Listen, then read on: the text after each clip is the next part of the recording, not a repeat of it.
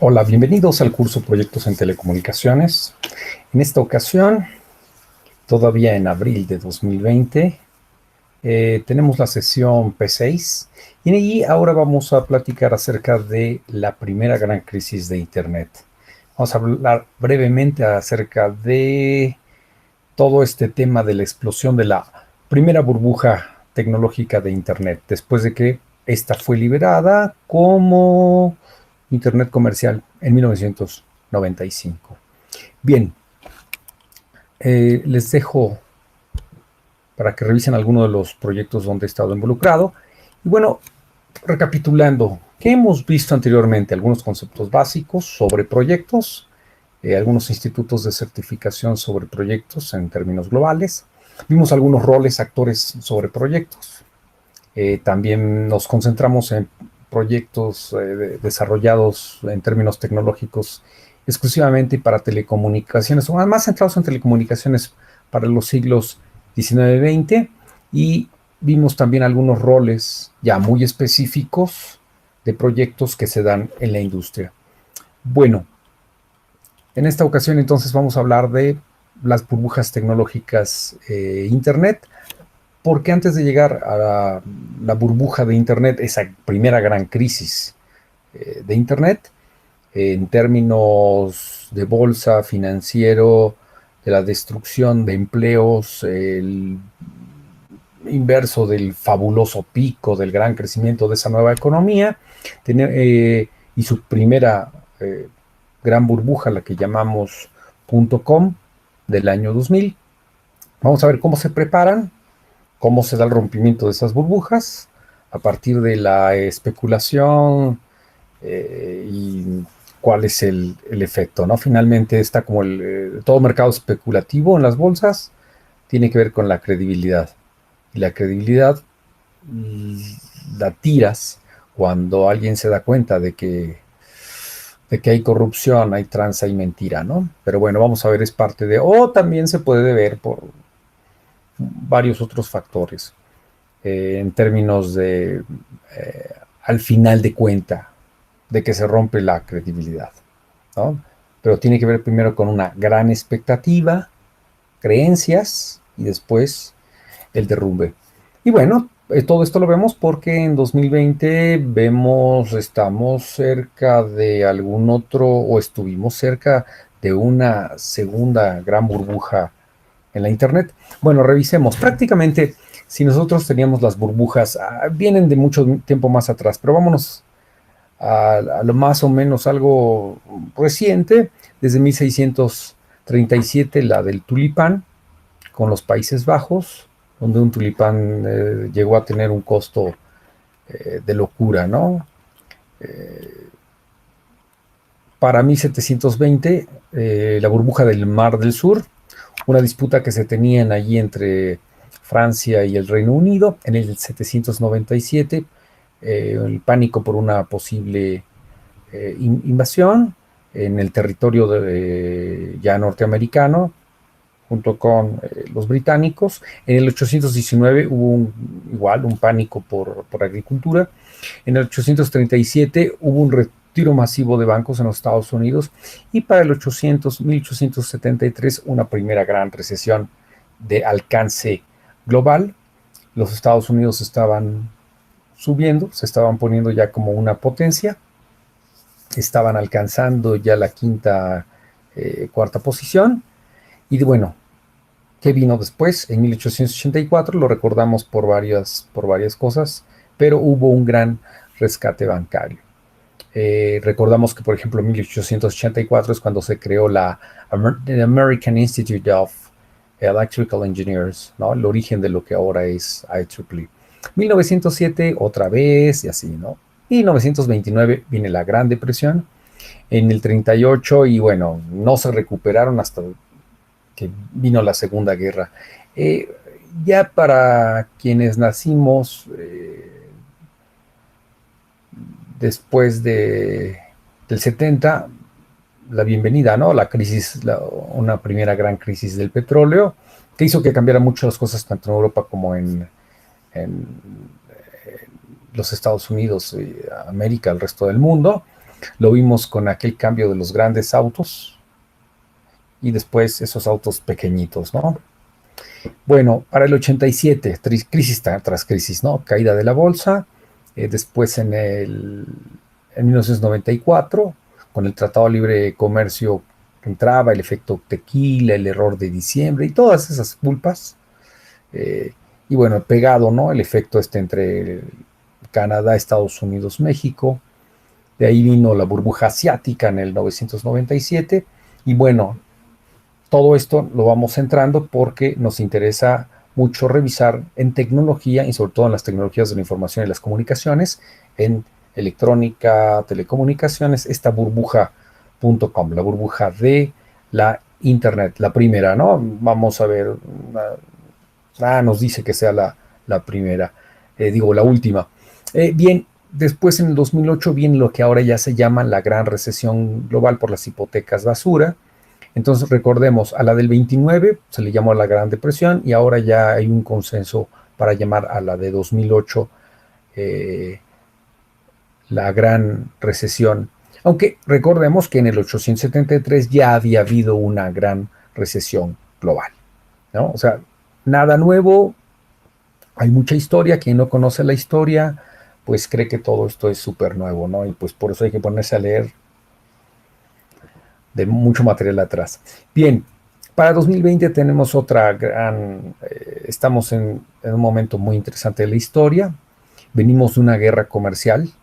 Muchos lo ven desde 2018. Yo en varias de mis conferencias planteo que estamos en una guerra global desde el año 2010, que sí definitivamente es asimétrica, ¿no? Tenía que ver con aspectos de moneda, sobre todo en términos tecnológicos de ciberseguridad, ahí estaba tremendo, ¿no? Y ahora se mezcla con aspectos del coronavirus. Bueno, me voy a centrar en esta ocasión en la Gran Depresión, por las similitudes que vamos a ver. Bueno, es como que la burbuja de las burbujas, y después revisamos la burbuja de las empresas.com o de las empresas de Internet, las burbujas tecnológicas e Internet. Continuamos.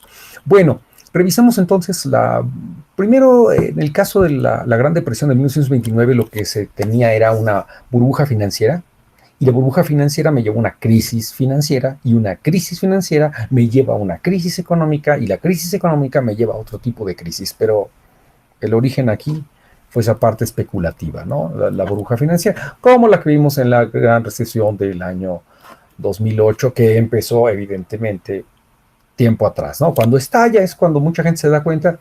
La gente no ve cuando se va calentando y demás, larga, ¿no? Ese es el tema. Bueno, centrémonos un poquito más atrás. Venía, por ejemplo, Alemania desde 1890 ya levantando. Teníamos al dúo dinámico británicos estadounidenses, y Alemania venía muy fuerte. Y entonces aquí había un tema. Consideremos que para 1913 la producción industrial mundial era más o menos de 46%, de los Estados Unidos producían el 46%, Alemania 23%, ya le había quitado, ya había dejado atrás al Imperio Británico, y Francia venía atrás con aproximadamente el 11%, y ya hay los demás, ¿no? Bueno, esto estaba poniendo ese choque, como ahora lo está haciendo China, que viene desde el año 2000, pero lo fuerte China, o sea, ya cuando empezó la sacudida, realmente fue por ahí, ya la evidente, del año 2010, aunque esta sacudida viene alrededor del año 2000, con China. China lleva en realidad peleando fuerte, lo que pasa es que no son tan estridentes como somos los occidentales, 20 años prácticamente, ¿no? Bueno, y bueno, aquí el punto era, Alemania estaba proponiendo, oye, necesitamos que todo esto se desarrolle, vamos a proponer este modelo de áreas regionales geoeconómicas. Los Estados Unidos y los británicos no quisieron, y entonces, boom, adelante, teníamos la Primera Guerra Mundial. Noten también que cuando tenemos este periodo del 913 a 1920, Europa reduce la producción industrial en un tercio, y el sector primario después de una guerra queda totalmente devastado, sin decir menos por el lado industrial, aunque este era un poco más cuidado porque era más estratégico para la adaptación o la reconfiguración hacia la producción de guerra, de armamento. Y bueno, ¿qué pasó entonces en el periodo ahora de este lado? En los Estados Unidos de 1913 al 19, el sector primero se multiplicó por 3, el secundario por 5, y nosotros hemos visto en sesiones anteriores, vimos el detalle cómo es que los Estados Unidos estaban en el cuarto lugar mundial del PIB y era todavía deudor. Bueno, pues pasó en ese periodo de deudor a acreedor y ahora el que le debía era el primo, ¿no? Los británicos. Japón se benefició en el lado asiático y en el lado de Latinoamérica se estaban exportando materias primas, lo fuerte fue levantar el agro y hacer un poco de mejor industrialización. Y hay un modelo que bueno, creo que lo vemos desde la preparatoria, ¿no? De repente, si nos interesamos desde la secundaria, el de sustitución de importaciones. Bueno, algunos países lo tomaron más que otros. México fue el caso interesante. Bueno, pero este modelo agarró todavía más fuerza durante la Segunda Guerra Mundial. Bueno, antes de llegar a ello, vamos a ver. Entonces, se crea esa gran burbuja, ¿no? Pero la gran burbuja que se va creando se da entre el 1925 al 29. Bueno, y empezamos. ¿Y cuál es la solución al nuevo problema? Entonces, tenemos aquí el punto. Termina la Primera Guerra, viene el Tratado de Versalles, y entonces el Tratado de Versalles lo que hace es, muy bien, ¿quién perdió la guerra? Entre tantos que lo perdieron, Alemania era el fuerte, ¿no? Con los demás enanos ya están devastados. Bueno, pues entonces que Alemania le pague al Reino Unido y a los franceses. Sí, pero fue tan fuerte el tema de desmantelo su industria, los desmantelo completamente, no les dejas con qué vayan a trabajar, de modo que la deuda se hace impagable. Y entonces volvemos. Ya hemos comentado, Estados Unidos le había prestado a los británicos, a los franceses, entre otros. Entonces, si Alemania no le paga a unos, tampoco le pagan a Estados Unidos. Entonces, Estados Unidos dice, bueno, ¿cómo vas a pagar? Yo necesito que me regreses ese dinero. Entonces, en 1924, el plan Dewey hace una reestructuración de la deuda, lo propone, se aprueba, hace una reducción de la deuda, vas a pagar en 72 años, amigo, y también le presta a los alemanes, ¿no? Entonces, así todos pagan, ¿no? Alemania le paga a ellos me pagan a mí, también me paga Alemania, boom, y esto hace que se levante. Entonces en el 1925, los Estados Unidos, ¿de dónde van a sacar todo eso? Y en esto que me capitalice la propia gente. ¿Cómo le hago? Saco los bonos libertad y ¡que viva la fiesta! Acceso al crédito barato, la Reserva Federal hace lo suyo, la bolsa, la especulación, nadie te supervisa, todos hacen lo que se le pega a su gana, las acciones se incrementan como locos, adiós. O sea, un mundo de ilusión. Pero esas cuentas alguien las tiene que pagar, ¿cierto? Bueno, para 1929, ya para octubre, viene la Gran Depresión. La gente vendía, se pone nervioso, es un tema de credibilidad, ¿no? ¡Boom! Nadie quería comprar, todos querían vender. Y bueno, tiempo atrás, ya unos meses atrás, el padre de los Kennedy, Joe Kennedy decía, no, espérame, pero es que aquí todo el mundo está metiendo, cualquiera ya es un inversor, ya cualquiera se siente un gran inversionista, un gran emprendedor, un gran empresario. ¿Le suena? ¿Le suena del tiempo de ahora, no? Donde medio mundo se siente un emprendedor o se siente, un generador de startups, no. Entonces dice, mira, a ver, si un limpiabotas sabe tanto de mercado como yo, él era del lado profesional, sabes que esto no sirve, es hora de llegarle. ¿No les parece muy similar?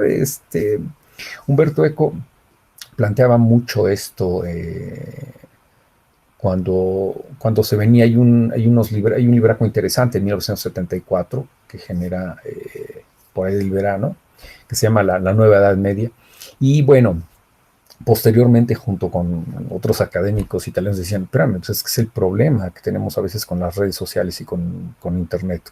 Bueno, cuando estaban todavía incipientes y ahora más, ¿no? O sea, sucede con los millones de opinólogos de las redes sociales. Ya cualquiera opina sin saber, ¿no? Es opinar por opinar. Y bueno, ahí no hay que enojarse, ¿no? O sea, no estamos hablando de que una opinión sea ni verdadera ni falsa, ni es verdad, ni es mentira, es una opinión. Entonces, ese es el tema. Tenemos un montón de opinólogos que no saben nada y solamente opinan, dicen, otros llegan, reenvían sin pensar. Bueno, es parte de, ¿no? Pero vean, no es la primera vez. Este caso del 29, uno de tantos.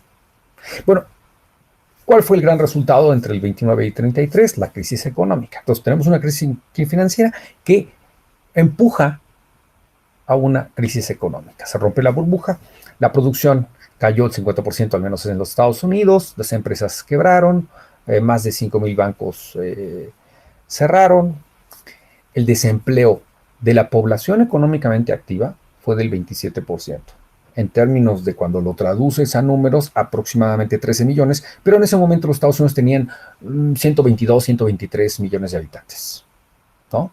Entonces, cuando me preguntan, oye, ¿y qué tan fuerte podría ser hoy? Bueno, hoy son 3 veces ello. México somos como 129 millones, los Estados Unidos son cerca de 300. Entonces, con la crisis que tenemos ahora con coronavirus, en abril de 2020, a la fecha tienen más de 22 millones de desempleados. Entonces, extrapolando un poco de manera lineal, cuando lleguen a los 30 millones, esto se va a poner como la del 29, ¿no? Y bueno, recordemos que les costó mucho, mucho regresar. Vamos a ver qué es lo que pasa. Estamos en 22 millones aproximadamente y bueno, no creo que dejen llegar a los 30. Vamos a ver, algo muy, muy fuerte va a tener que reacomodar antes de que lleguen a los 30, si no se van a quedar peor que en ese momento. Y lo peor es que ya vemos ahorita cuál es el patrón, ¿no? El patrón de salida no se dio hasta que hubo la Segunda Guerra. Entonces fue largo este periodo de recuperación. Y bueno, encima de esto, los británicos que venían de super caída, boom, para salvar ellos lo que buscaron era salir del patrón oro y la crisis se estuvo expandiendo ahora globalmente, ¿no? A nivel mundial el comercio se perdió en un 25% y la producción en 37%. Entonces por eso es que ahora, 2020, estamos tan cerca de ese tipo de sistemas, ¿no? Donde el comercio cayó más del 25%, la producción más del 37%. El tema es, ¿durante cuánto tiempo va a suceder esto? ¿Vale? Bueno, entonces, ¿qué se hace? Una recuperación forzada, o sea, un New World Order, ¿no? ¿Saben qué, señores? A ver, ya estuvo lo de la guerra, no salió, no. A ver, hagamos, primero es dentro de los Estados Unidos y luego se expande un New Deal, un nuevo trato.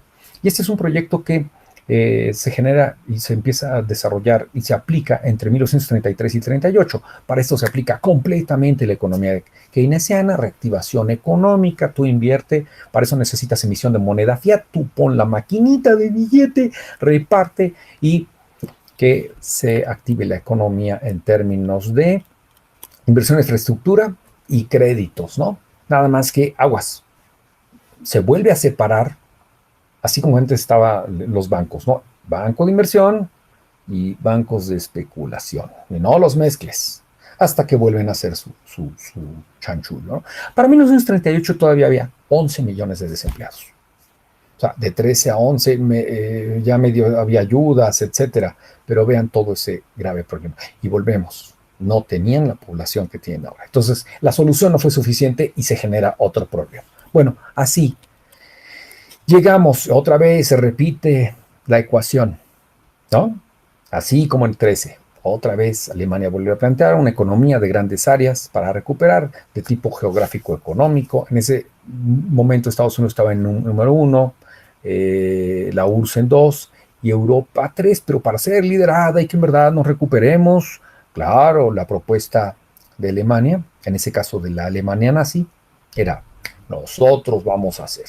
Tenían dos supuestos esta teoría, este modelo, fin de capitalismo de tipo liberal, para tener un capitalismo mixto, y el comercio internacional, pero ellos querían liderar la parte de Europa. Entonces, había un tema, para eso se requería, según esta tesis, un Estado-nación fuerte, no distribuido, o sea, un sistema estilo Alemania Grande, o algo así como un America First ahora, ¿no? Es lo mismo, o sea, esto se repite ciclo tras ciclo tras ciclo. Bueno, Resulta que en Alemania en 1932 al 36 se da el milagro económico alemán, en el que, boom, levantan, claro, no entraremos a detalles. Más adelante Japón se suma al proyecto y otra vez la solución de áreas regionales geoeconómicas. Evidentemente hay una resistencia por el resto de Europa y bueno, viene la Segunda Guerra Mundial. Alemania se va, en la Alemania nazi se va por la libre y bueno, entramos a la Segunda Guerra Mundial de 1939 a 1945. El resultado, más de 50 millones de muertos, difícil es contar, ¿no? Pero bueno, las aproximaciones, tal y como en la pandemia de 1918, ¿no? Donde se hace primero un cálculo, se hace un recálculo interesante, ¿no? Bueno, coincidió con el fin de la Primera Guerra Mundial. Y entonces surgen las superpotencias Estados Unidos y la Unión Soviética, entonces volvemos a ver otra vez, y se requiere una nueva solución, o sea, un New Deal, ¿no? ¿Y cuál es? Nada más que llega para el 47, 1947 con el Plan Marshall, ¿no? Para reconstruir Europa. Consecuencias, evidentemente, si teníamos una historia de imperios previos, que ahora llega Estados Unidos, junto con la ex Unión Soviética, y como consecuencia, bueno, pues a ver, África y América, o en este caso América, la Latinoamérica, seguían en un proceso colonizado de distintas maneras, pero aunque América ya estaba libre de colonización física y territorial, quedaban muchos países física y territorialmente colonizados todavía en Asia y en África, de modo que empieza la descolonización asiática de 1945 al 60, realmente en un periodo corto, apoyados todos por los Estados Unidos, y y bueno, también dado por la debilidad europea, ¿no? Y del 57 al 75, la africana. En esta, los Estados Unidos no tuvieron completamente una injerencia tan fuerte. En esta fue más por el debilitamiento europeo. Bueno, rápidamente, patrones sobre imperios. Si ustedes recuerdan, el Imperio Español, que nace en el 492, tuvo sí sus 400 años, abarcó 20.000 kilómetros, pero bueno, superado por quién, por el Imperio Británico, que se llevó 33.000 kilómetros cuadrados, también un poco más de 400 años. Lo que pasa es que los británicos empezaron casi 100 años después, y en este caso abarcó el Imperio Británico un poco más del 25% de la población. O sea, en ese sentido ha sido el imperio más grande que jamás existió. Después del ejemplo puesto por el Imperio Español. Bueno, veamos, en el caso del Imperio Francés hubo la curva de camello, subida, bajada, igual 450 años, empezaron un poquito más tarde, pero ven, siempre hay periodos, los periodos fuertes, en realidad, si cortamos, son como de 100 años, en el caso del Imperio alemán, 47 años, mucho más breve, muy intenso, pero más breve, y veamos del lado derecho el PIB actualmente, bueno, lo pongo para el 2019, ¿no? Todavía no tenemos el 2020, estamos apenas en abril. Y bien, Alemania número 4, los británicos en el 6, los franceses en el 7 y el Imperio Español, ahora España, ya ninguno de ellos es imperio, quedan como países, como estados-nación, en el 13. Y en el caso de España, bueno, 13, mientras México estaba ahí en el 15, ¿no? 15, 16, fluctuando ahí cerquita, que es Australia. Entonces, todos aquellos zonas europeas van quedando y ahora tenemos Estados Unidos y bueno, otra vez el periodo fuerte, ¿no? Ya de 1914 al año 2000 empezamos a ver, todavía en el 14 ya eran una potencia, ya tenían tiempo atrás un patrón de comportamiento imperial, aunque no se llame así, y bueno, pero de momento lleva 170 años apenas los Estados Unidos de Norteamérica. Y bueno, a partir del año 2000 hemos visto un declive, ¿no? En muchos aspectos, político, económico, social, cultural, incluso no se levantaron completamente de la caída militar de Vietnam, les pegó demasiado. Bueno, pero por otro lado vemos un nuevo, por eso yo le pongo un nuevo tipo de imperialismo junto con China, ¿no? Y bueno, China mucho más reciente, 2000,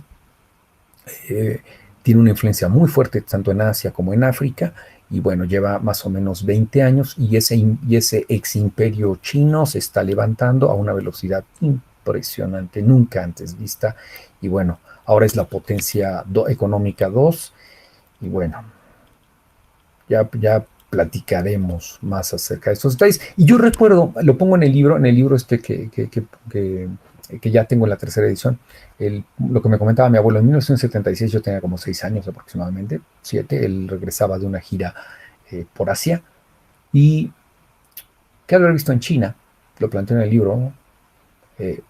Me decía, hijo, bueno, aunque era el abuelo, ¿no? Pero me decía, hijo, cuidado con los chinos.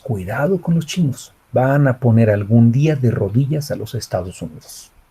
1976. ¿Qué vio mi abuelo? Esto, lo que estamos viendo, ¿no? Lo que vimos desde el año 2000, alrededor de 2000, 2010, y lo que estamos viendo ahora, ¿no? Lo vemos muy sencillo, aproximadamente en el año 2015, 2016, ese ya será tema de otra sesión, de otra clase. China ya tenía un mayor número de patentes que los Estados Unidos. 2017, 2018, las contribuciones científicas, tecnológicas son mayores de parte de los chinos que de los Estados Unidos. Y bueno, no nos vayamos lejos. ¿Quién lidera a nivel mundial 5G? China. Entonces, bueno, es muy interesante. Bueno, después de esta pausa, ahora sí, vamos a entrar de lleno a la burbuja financiera, crisis económica, de esta burbuja de las empresas.com, las empresas tecnológicas, lo que iba a ser la nueva economía, o era papaloteado como la nueva economía, la primera gran burbuja de Internet. ¿Qué sucedió? Recordemos, lo hemos visto también en el libraco, después de haber visto la evolución de la telegrafía, la telefonía, las redes de datos, y cuando se libera la Internet.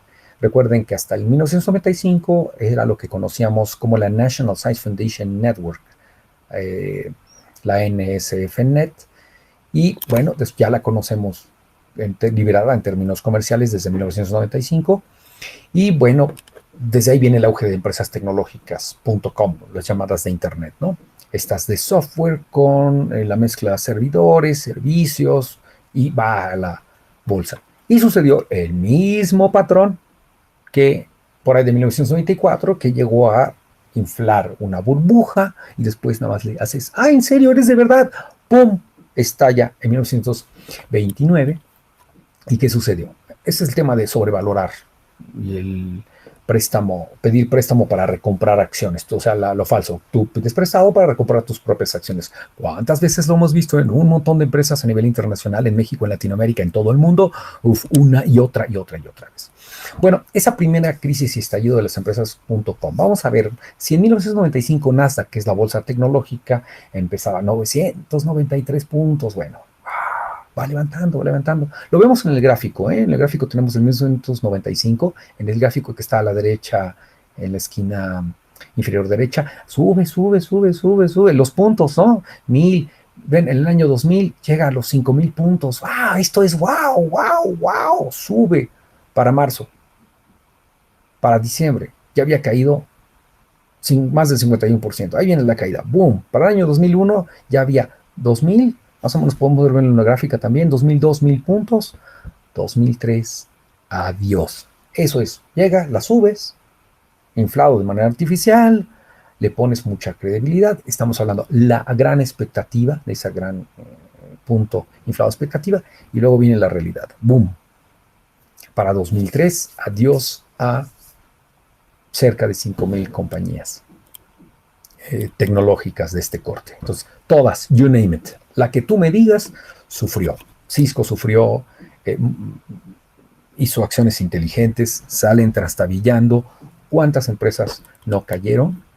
Y las que no se murieron en ese momento, las que salieron heridas, pues algunas de ellas se terminaron de morir en la siguiente crisis del 2008-2009, ¿no? Pues algunas van a terminar muy heridas ahora con 2020, dependiendo de qué tanto traían fuerza. Y bueno, Tanto Europa perdió miles de millones de euros, Estados Unidos, Canadá, el resto de los países en sus bolsas igual perdieron miles de millones de dólares. Voy a poner dos casos significativos. En el caso de Terra, que era como que el niño bonito de España, como fundamento de Telefónica, vamos a invertirle, wow, sí, ya venía, es una empresa que duró cerca de 18 años hasta que cayó, hasta que murió, entra a bolsa en el 99, las acciones estaban, cada acción como en 12 euros, más o menos, 2000, subió a 148, wow, había crecido cientos de veces, por ciento, mil veces, ¿no? Mil veces, miles, esto está fantástico. Sí, 2001, cae, cae, cae, cae. 2005, 3 euros. Entonces, por más que Telefónica le inflaba, recompraba acciones, la típica tranza de siempre, de quien tiene con qué llegar y seguir armando la fiesta. 2005, muchachos, esto se acabó, llegó a 3 euros. Nadie me está dando, antes de que nadie me dé ni 25 centavos de euro, cierro el changarro. Otra emblemática son Microsystems. Incluso yo quedé impactadísimo. Era, vaya, era la empresa que te fundamentaba el Unix bueno, los servidores, los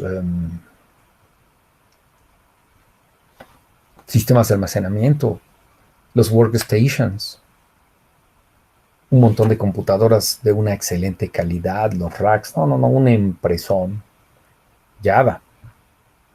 Bueno, vivió de 1982 al año 2010, que igual tenía más de 30,000 empleados en todo el mundo. Sus ventas eran globales arriba de los 10,000 millones de dólares. También cotizaba en bolsa, fantástico. Recibió un gran golpe en esa época, pero todavía vivía, ¿no? Entonces, recibió apoyos, levantó, pero claro, le llega la otra, la de 2009, y adiós, ¿no? Lo que quedó de ella fue comprada por Oracle, que es quien ahora tiene los derechos de mucho de lo que se dio. Todavía está el Sun Microsystems ahí, chiquitín, lo que quedó, y desde 2017 volvemos. Tenemos una crisis que viene también desde 2015. Y parte de lo que vemos en 2020, que viene por el tema de una guerra multidimensional, una guerra simétrica, hay indicadores que me dicen que había algo gestándose desde 2015. ¿Sí? Entonces, 2017, lo poquito que queda, las caídas están enormes. El año pasado veíamos igual un montón, desde 2019, un montón a nivel global de empresas haciendo despidos masivos a nivel tecnológico. Bueno, me quedo con el gráfico, observen, Nasdaq, aquí estamos en 1995 en la parte inferior derecha, vean, para el 2000 el gran pico, ojo, ojo, ojo. Bueno, una de las caídas pequeñas en 93-94, ¿no? Este efecto que ya hemos comentado, y viene la caída, después de la subida viene la caída, 2001, boom, tremendo. Después como que medio se quiere recuperar muy lento y boom, viene otra caída. ¿En qué año? 2009. Y de ahí se vuelve a calentar la burbuja. Observen hasta el año 2015. Y entonces, ya para terminar mi pregunta, pausamos. Y ahí viene la tarea, ¿no? A ver, del año 2013 a 2015, como vemos en la gráfica, aquí la amplío un poquito más, observen los detalles, me hago la pregunta, ¿está iniciando una nueva burbuja en Internet? Vean el incremento. ¿Qué pasa con este incremento? Pues ya teníamos nuevamente valores para el año 2015 como para una burbuja. Pero ojo, tarea. Entonces, quiero que por favor me busquen qué empresas tecnológicas tuvieron daños para la crisis de esta burbuja.com, la primera del año 2000, y evidentemente muchas de ellas, ¿no?, murieron por ahí del 2009.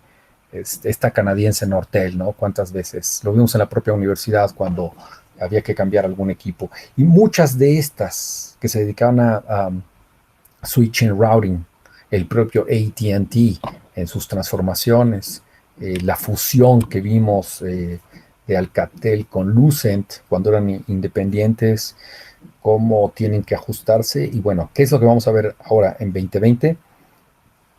Quiero que sean muy específicos y que vean que esto que vemos en 2020 con un pretexto de un coronavirus o que coincide, así como tuvimos una gran coincidencia, por ejemplo, en México, entre el crack del 2008 con lo que llamamos la gran recesión y en 2009 eh, un, eh, un efecto pandémico similar de H1N1.